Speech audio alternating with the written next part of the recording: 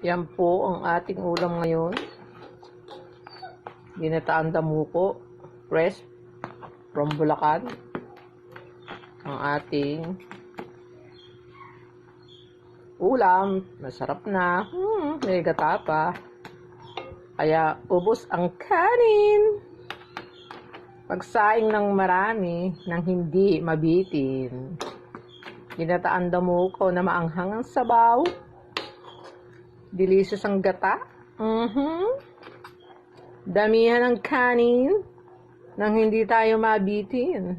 Kailangan maraming isain. Ayan po ang ating kaulaman ngayon. Mga karils. Ayan po. Galing from